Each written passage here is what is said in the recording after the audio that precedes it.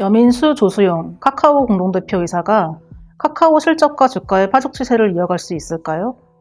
카카오는 코로나19 영향이 본격화된 2020년부터 실적 증가세를 이어가고 있습니다. 이를 바탕으로 카카오 주가도 같은 기간 가파르게 올랐습니다. 그러나 카카오에도 약점은 있습니다. 카카오는 내수용 기업이라는 이미지를 오랫동안 벗어나지 못했습니다. 주요 매출 기반인 카카오톡이 국내에서는 월간 활성 이용자 수 4,600만 명을 거느린 반면 해외에서는 별다른 힘을 쓰지 못하고 있기 때문입니다. 경쟁사인 네이버가 모바일 메신저 라인의 성과를 기반으로 일본과 동남아시아에서 해외 사업을 활발하게 펼쳐왔던 점과도 비교됩니다. 카카오 주가가 코로나19 수혜를 입기 전까지 개걸음을 걸었던데도 해외 사업 비중이 높지 않다는 이미지가 한몫을 했습니다. 이 문제를 해결하기 위해 여민수 대표와 조수용 대표는 해외 콘텐츠 사업 확대에 주력하고 있습니다. 구체적으로 말하자면 국내 웹툰, 웹소설 등 오리지널 콘텐츠를 자원 삼아 해외에서 콘텐츠 플랫폼 사업자의 위치를 굳히겠다는 전략인데요.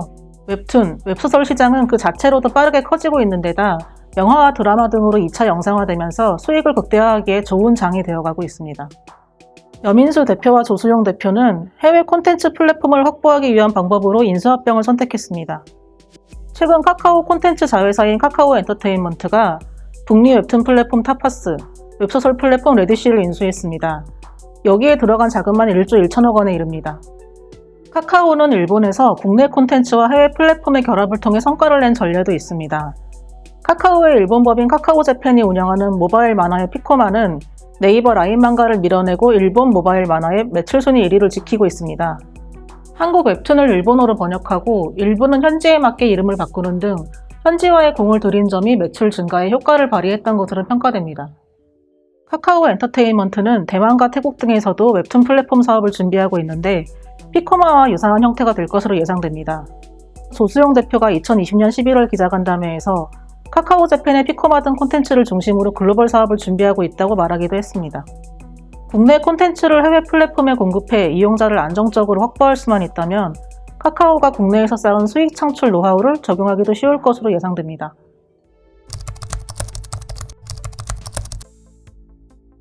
카카오가 잘 나가는 내수 시장에서도 약점은 있습니다. 전자상거래 사업을 보면 알 수 있는데요.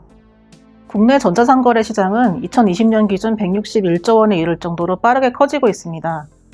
국내 유통시장의 마지막 블루오션으로 여겨질 정도인데요. 이 시장에서 카카오는 비교적 후발주자입니다. 앞서 시장에 뛰어든 네이버나 쿠팡이 2020년 거래액 20조 원을 넘어선 반면 카카오의 전자상거래 자회사인 카카오 커머스 거래액은 5조 원대에 머물렀습니다. 이런 규모의 약점을 카카오는 카카오톡 기반의 거래형 커머스 사업으로 보완하고 있습니다. 이른바 양보다 질을 가겠다는 것입니다. 거래형 커머스는 카카오톡을 통해 이용자를 안정적으로 확보할 수 있는 만큼 일반 오픈마켓보다 수익률이 높다는 장점이 있습니다. 카카오 커머스가 2020년 기준으로 국내 이커머스 회사 가운데 거의 유일하게 영업이익률 10%를 넘긴 것만 봐도 알 수 있습니다. 대부분의 거래가 카카오톡을 통해 이뤄지는 만큼 카카오톡의 전체 트래픽을 끌어올리는 데도 도움이 됩니다. 카카오가 최근 이베이 코리아 인수전에 뛰어드는 대신 온라인 쇼핑 플랫폼 지그재그 운영사인 크로키닷컴을 인수한 것도 거래형 커머스 강화에 집중하겠다는 선택으로 풀이됩니다.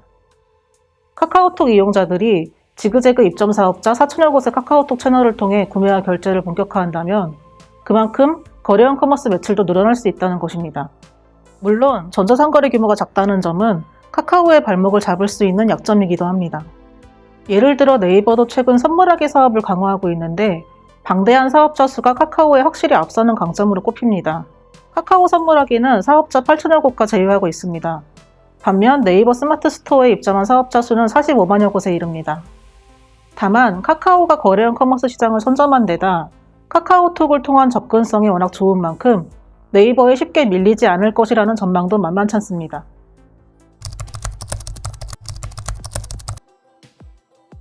여민수 대표와 조수용 대표는 각종 이동수단을 아우르는 모빌리티와 IT, 금융을 결합한 테크핀 등의 신사업을 새로운 성장 동력으로 키우고 있습니다. 개별 분야를 전담하는 자회사를 통해 신사업을 진행하고 있는데요. 이 자회사들이 수익 기반을 갖춘 뒤 기업 공개를 하나둘 준비하기 시작하면서 모기업인 카카오의 기업 가치도 덩달아 뛰어오를 것으로 예상됩니다. 신사업 자회사가 기업 공개 흥행에 성공한다면 카카오가 보유한 자회사 지분 가치도 그만큼 높아질 것이기 때문입니다.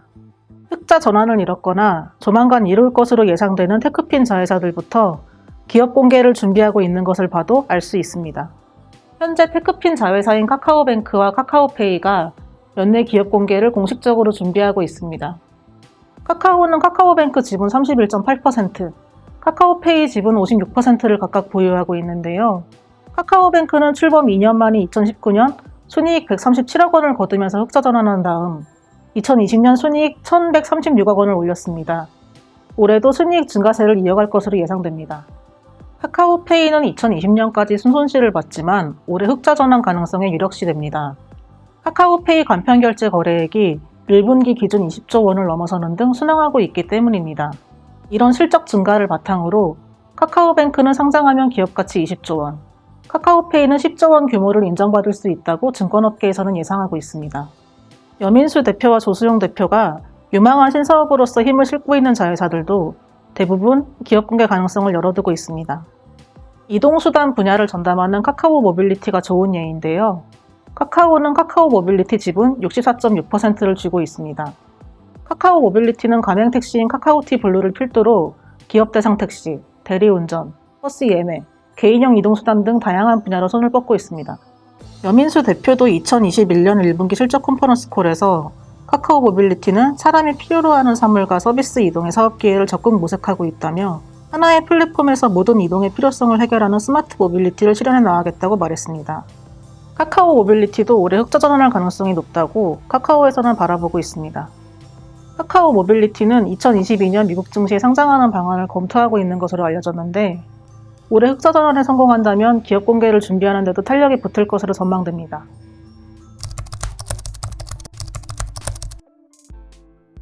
여민수 대표와 조수용 대표는 2018년 3월 취임 당시 카카오의 수익 창출을 최우선 목표로 제시했고 3년여가 지난 현재 그 목표를 성공적으로 이뤄나가고 있습니다.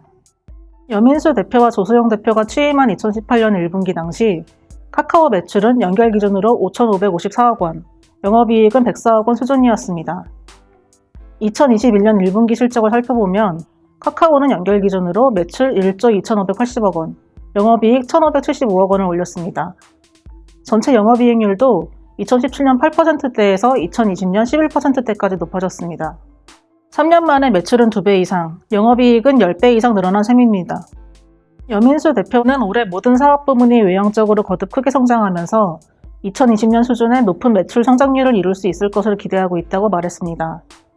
카카오 실적을 끌어올린 원동력은 코로나19에 따른 비대면 흐름이기도 합니다. 밖으로 나가기 힘들어진 사람들이 오프라인 대신 온라인 서비스를 이용하게 되면서 비대면의 강점을 보였던 카카오가 수혜를 입은 셈인데요. 코로나19가 본격화되기 전인 2019년 카카오는 연결 기준으로 매출 3조 701억 원, 영업이익 2,067억 원을 거뒀습니다. 코로나19의 영향을 1년 동안 받은 2020년에는 2019년보다 매출은 35.3%, 영업이익은 120.5% 늘어났습니다. 2019년에도 좋은 실적을 거뒀는데 2020년에는 매출 증가 규모가 더욱 늘어났고 영업이익도 급증세를 유지한 셈입니다. 카카오 주가도 코로나19 영향이 본격적으로 미치기 시작한 2020년 중순 들어 가파르게 오르기 시작했습니다. 카카오 주가는 여민수 대표와 조수용 대표 취임 시기인 2018년 3월 당시 14만 원대에서 시작했는데요. 2018년 10월 말 11월 초에는 9만 원대까지 떨어졌습니다. 그 뒤로도 9만 원, 14만 원대를 오가다가 2019년 11월경부터 점진적으로 상승해 2019년 말 15만 원, 2020년 5월에는 20만 원 선을 넘어섰습니다. 코로나19 영향이 장기화되면서 카카오 주가의 상승세도 지속됐습니다. 2020년 7월에는 30만 원 선을 돌파했고 2021년 1월에는 40만 원 선을, 같은 해 2월에는 50만 원 선을 넘어섰습니다. 액면 분할 직전인 2021년 4월 9일에는 종가 기준 55만 8천 원까지 뛰기도 했습니다. 코로나19 영향이 본격화되기 전인 2019년 12월 30일 15만 3,500원과 비교하면 주가가 263.5% 급등했습니다. 카카오 주가는 액면 분할 직후인 2021년 4월 15일 12만 500원으로 장을 마감한 이후 점차 하락해 10만 원대까지 내려왔습니다. 다만 최근에도 실적이 좋은 만큼 다시 오를 가능성이 높다고 증권업계에서는 내다보고 있습니다.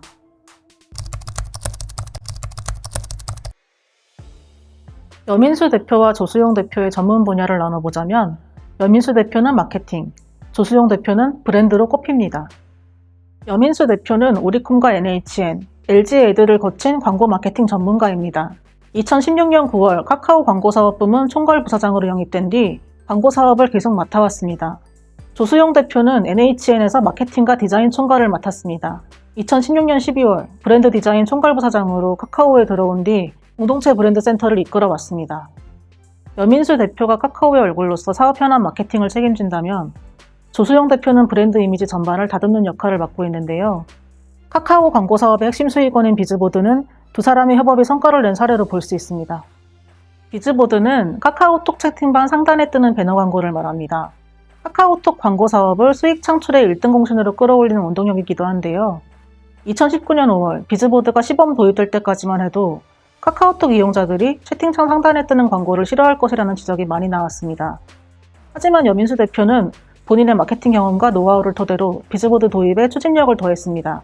조수영 대표는 배너 이미지 등에서 브랜드 전문성을 살려 이용자의 불쾌감을 줄이는 데 기여했습니다.